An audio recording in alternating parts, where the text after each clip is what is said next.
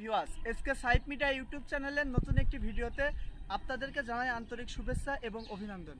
প্রিয় দর্শক, আপনাদেরকে দেখানোর জন্য নিয়ে আসলাম আমাদের প্রজেক্টে যে আমরা ধান লাগিয়েছিলাম অ্যারাইজ ধানি গোল্ড বায়ার কোম্পানির, এই ধানি গোল্ডের কেমন গোছা হলো। প্রিয় দর্শক, আমরা প্রত্যেকটা জায়গায় একটা থেকে সর্বোচ্চ 2টি চারা দিয়েছিলাম, তো একটি গুণে দেখানোর চেষ্টা করব।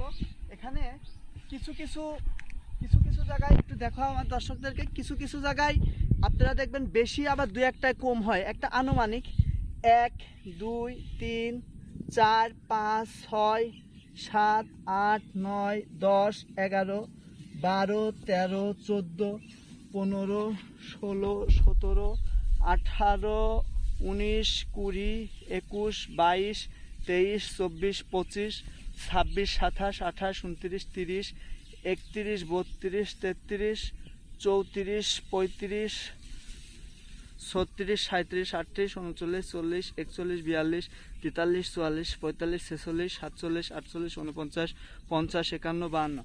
প্রিয় দর্শক, ধান আপনার ফলন বেশি হবে কিভাবে?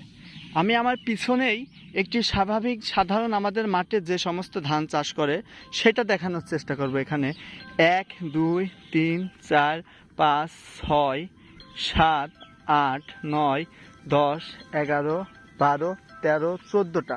প্রিয় দর্শক, 14 সর্বোচ্চ হয়তো 25টা পর্যন্ত যাইতে পারে, দু একটা কিন্তু যাবে না।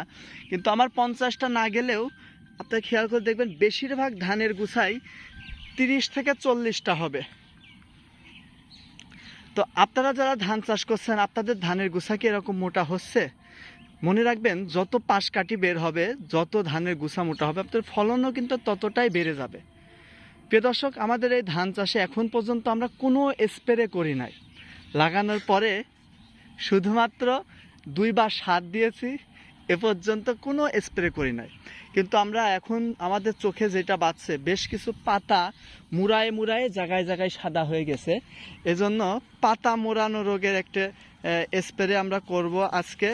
কি স্প্রে করি এবং স্প্রের ফলাফল কেমন হয় পরবর্তী ভিডিওতে ইনশাল্লাহ আপনাদেরকে দেখানোর চেষ্টা করব।